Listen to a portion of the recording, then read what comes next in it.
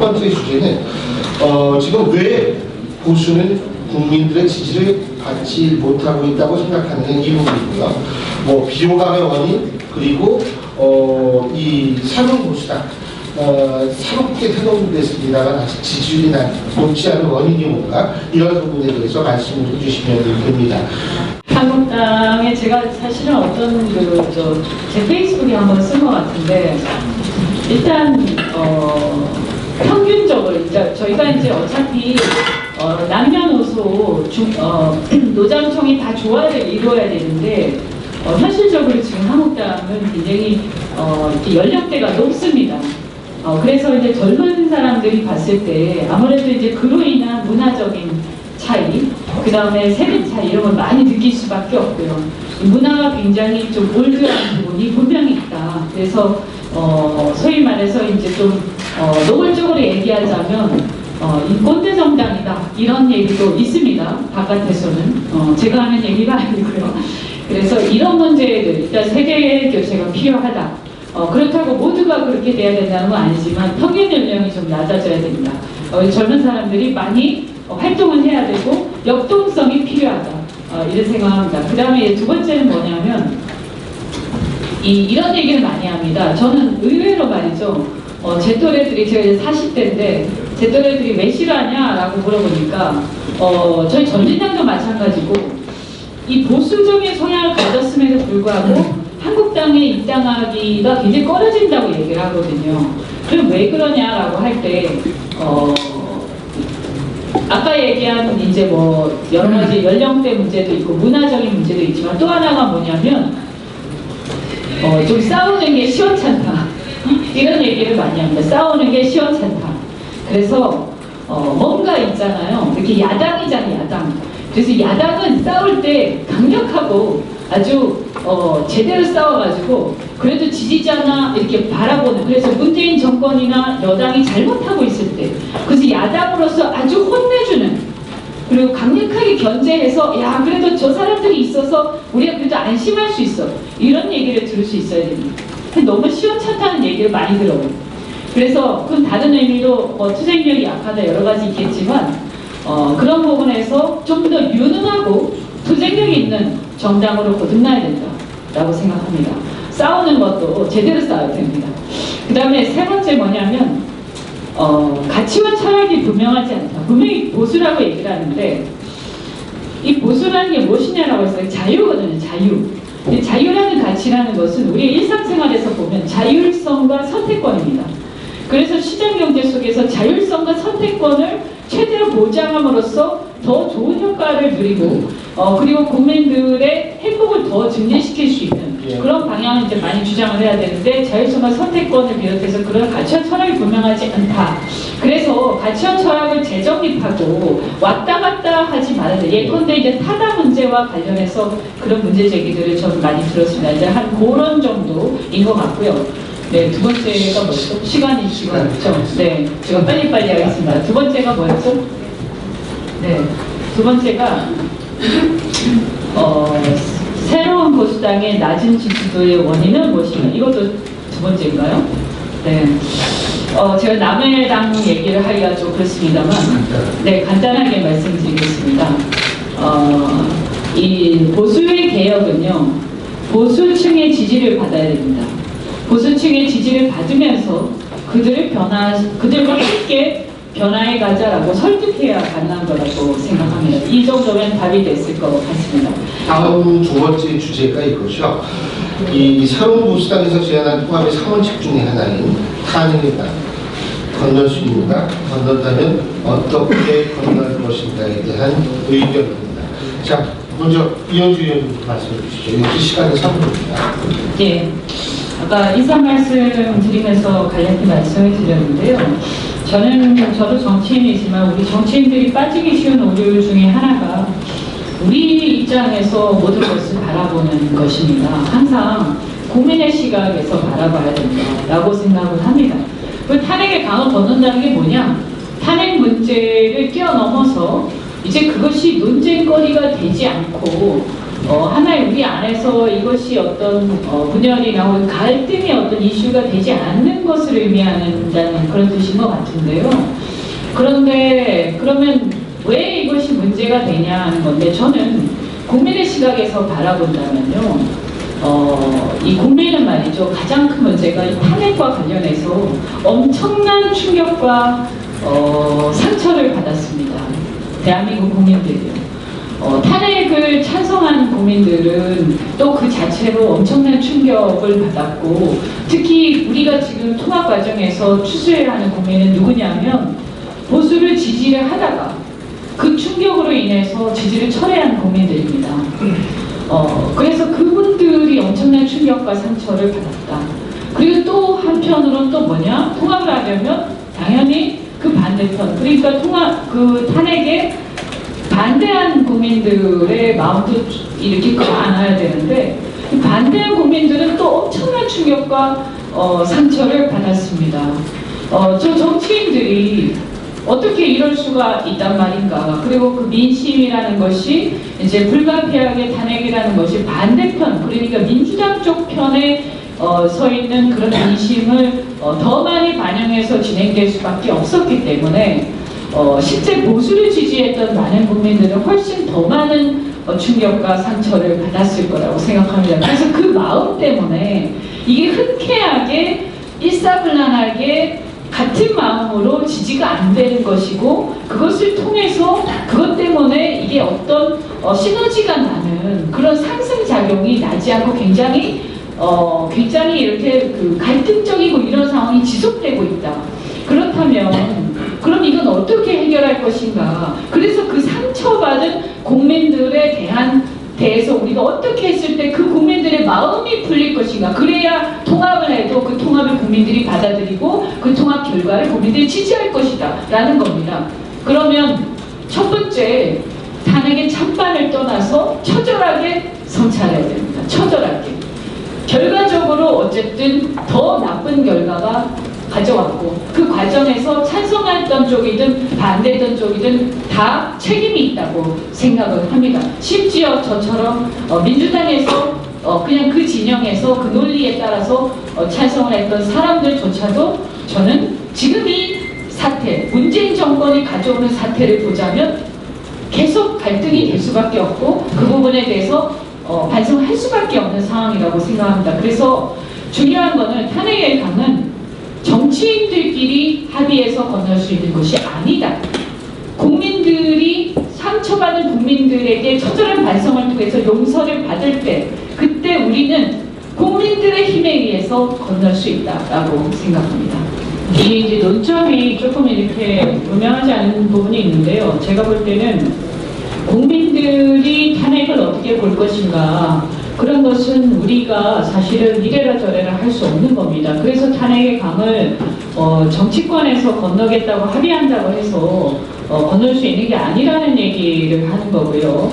당연히 이제 통합을 하는 과정에서는 그것을 굳이 이슈로 꺼내서 곤란한 상황을 만들 때 이 통합에 이제 어떤 장애가 될 수 있다라는 것은 여기 있는 사람은 다 인식하고 있을 거라고 생각을 합니다. 그런데 이거를 대놓고 앞으로 절대 탄핵에 대해서 얘기하지 않기로 우리가 약속을 하자라던가 그렇게 요구를 하게 되면 우리끼리 있는 어떤 물밑 대화에서 그런 얘기를 하는 것도 아니고, 공개적으로 그런 얘기를 하게 되면 국민들이 다 지켜보고 있기 때문에 이 통합의 결과가 마이너스가 될 수밖에 없습니다. 국민들은 분개하고 아직도 상처가 치유가 안 된 상태에서 그런 얘기를 하는 정치인들의 집단이나 그런 통합에 대해서 박수 칠 리가 없거든요. 그러면 특히 지지층의 상당수가 실망을 하게 되기 때문에 이걸 우리가 공개적으로 처분을 한다는 얘기를 해서 하는 것은 마땅치도 않고 바람직하지도 않고 또 그렇게 되지도 않는다. 이런 얘기입니다. 두 번째 주제는 뭐냐면, 이제 통합보다는 방법론적인 측면이 많죠.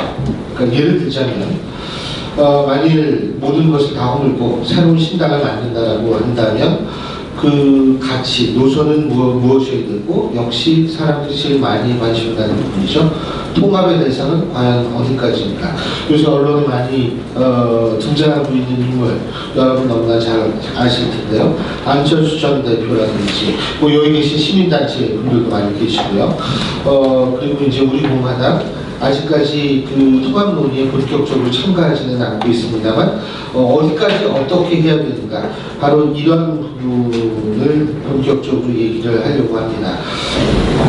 저는 뭐 처음에 이제 통합 논의를 그 통합 제안을 황교안 대표로부터 받았을 때 우리 전진당은 그 세대 교체와 혁신 그래서 새로운 출발을 한다는 것을 전제로 통합의 논의에 참석하겠다라고 밝힌 바가 있습니다.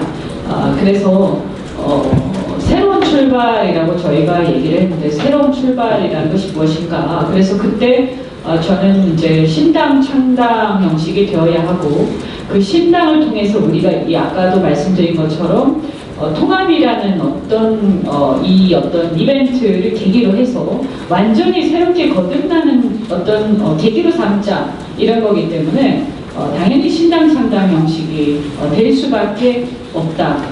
왜냐하면 지금 현재 있는 각 당의 실체들 자체가 굉장히 그동안 이제 잘못된 여러 가지 또 국민들로부터 실망한 여러 가지 이미지를 쌓아왔기 때문에 새 출발을 하는 데 있어서 그 이미지를 다시 바로잡는 데 시간이 너무나 많이 걸리고 굉장히 현명하지도 않기 때문에 또 여러 당사자들이 함께 모이는데 저희 전진당 당원들이나 주된 출마자들 대부분 97세대의 40대가 많은데 이분들이 이제 기존의 한국당에 대한 어떤 거부감 이런 게 굉장히 있었기 때문입니다. 그래서 이것을 이번에 신당을 만들면서 우리 전진당이 생각하는 혁신에 대한 과제 그리고 우리가 생각하는 아젠다 그 다음에 우리가 생각하는 인적 어떤 교체 이런 것들이 그래도 상당히 반영이 될 때 그런 것들을 해나가면서 할 수 있어야 되지 않나요? 그럼 결국에는 신당 창당을 계기로 해서 우리가 이러한 목표를 달성하는 어떤 계기로 삼자라는 것이고요.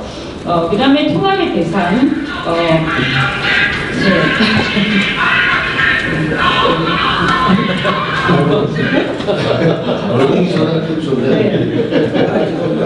가치와 노선은 무엇이 되어야 하는가? 어차피 대중정당입니다. 이념정당이 될 수는 없기 때문에 대중정당 우리가 가장 중요하게 생각하는 결국에는 대한민국의 지금 헌법가치, 자유민주주의 회복 뭐 이런 거 아니겠습니까? 지금 상권분립, 자유민주주의 이런 게 다 무너져가고 있기 때문에 그 다음에 이제 우리가 그동안 중요하게 생각해왔던 동맹관계 이런 것들 그래서 자유민주주의, 자유시장경제 그리고 한미동맹을 축으로 한 국제협력관계 이런 거라고 생각을 합니다. 그러나 그 안에서 여러 가지 다양한 변화는 가능하다라고 생각하고 다만 뿌리가 어디에 있는가는 분명히 해야 한다. 그래서 아까도 제가 잠시 말씀드렸지만 우리는 미래로 가야 하기 때문에 이 사실은 새로운 산업이라든가 새로운 시대라든가 이런 혁신 경제라든가 이런 게 모두 자율성과 선택권을 기조로 한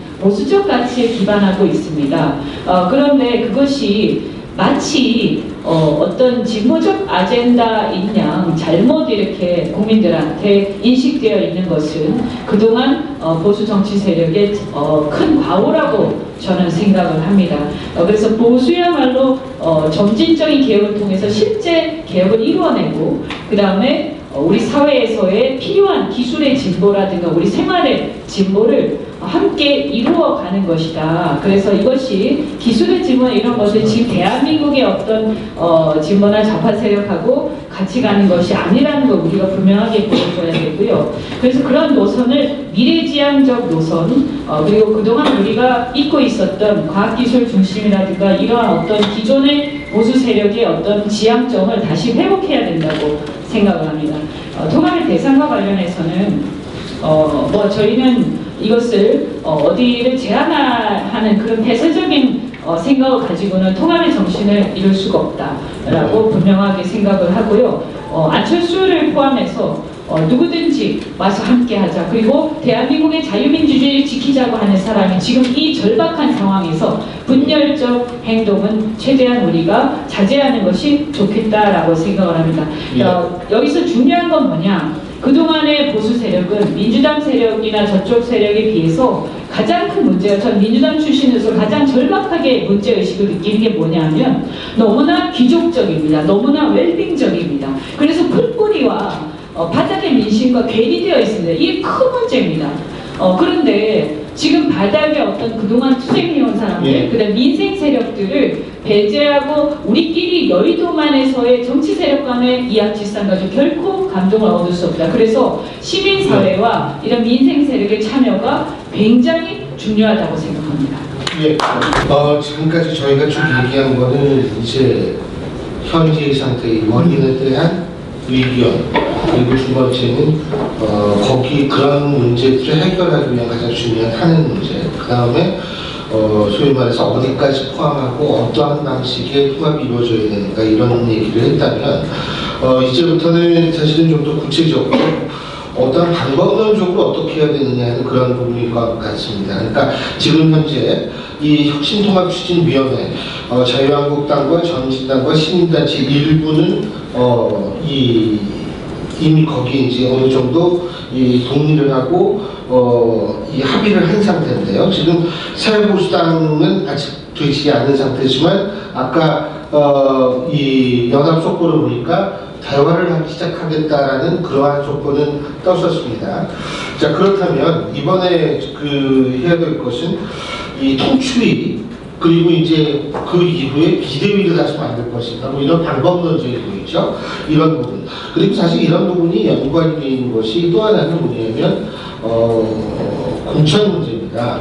그렇기 때문에 이 공천 룰을 다루고 공천을 확정한 공심위 같은 것들은 그러면 어떻게 할 것인가, 이런 구체적인 문제에 대해서 얘기를 해보겠습니다. 그런데 저희는 뭐 사실은 이제 혁신통합추진위원회 관련해가지고 저희야말로 이제 처음에 이렇게 문제 제기를 좀 했어요. 그래서 위원장을 합의해서 정해야 되는 거 아니냐. 그런데 이제 사실은 위원장 선임하는 과정에서 우리 의견이 이렇게 많이 반영이 안 됐습니다.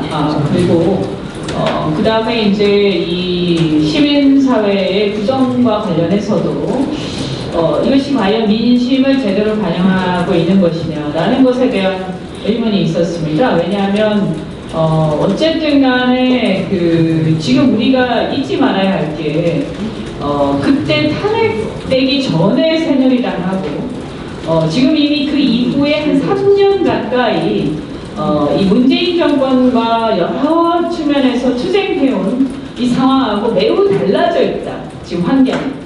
그래서 그 사이에 3년 동안 우파의 보수 시민사회가 매우 크게 성장을 했습니다. 이것은 정말로 괄목할 만한 성장이에요. 물론 아직까지 조직적이고 체계적인 측면에서 약간의 좀 아쉬움이 있지만 제가 이렇게 봤을 때 어쨌든 민주당하고 상대적으로 가장 큰 문제가 바로 그런 점이었는데 민주당은 제가 민주당 출신으로서 보자면 이 시민사회하고 유기적인 풀뿌리 조직들과 유기적인 협력관계 굉장히 긴밀하고 지난번에 혁신과 통합과의 통합 과정을 거치면서 한 10% 이상의 지지율 상승을 가져오면서 그 이후에 물론 우리 입장에서 보면 굉장히 기분 나쁘고 이제 바람직하지 않은 거였지만 어쨌든 간에 그렇게 하면서 굉장한 어떤 지지층의 외연 확대를 가져왔습니다.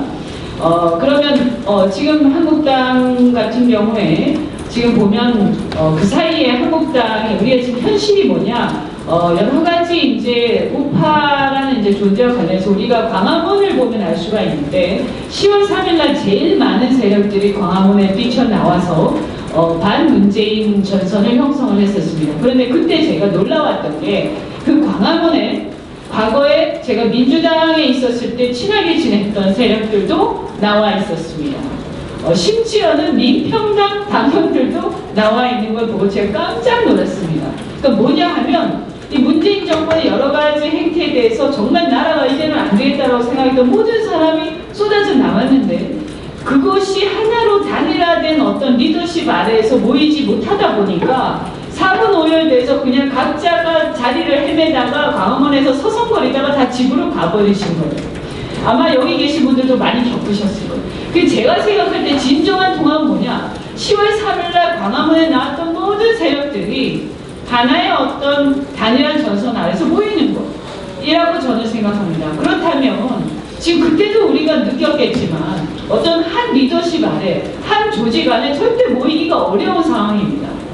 심지어 뭐 안철수 세력도 얘기하지만 아까 제가 여기 민평당이나 민주당에 지지를 하다가 거기서 활동하던 사람들마저도 나와 있기 때문에 그 사람들까지 어떻게 담을 것이냐라고 했을 때 하나의 어떤 세력으로 말하기 굉장히 어렵고 그 다음에 그 사이에 우파의 시민사회의 성장을 우리가 본다면 그래서 무시할 경우는 굉장히 큰 문제가 생긴다라고 저는 직감적으로 느끼는 제가 민주당에 있을 때 시민사회하고 대협력 이런 거 많이 했기 때문에 그러면 우리 이걸 어떻게 담고 저는 혁신통합추진위원회 발상 자체는 저는 동의를 합니다. 그런데 그 구성에 대해서 약간 진짜 풀뿌리가 제대로 많이 들어가 있느냐라고 봤을 때 좀 많이 아쉽다.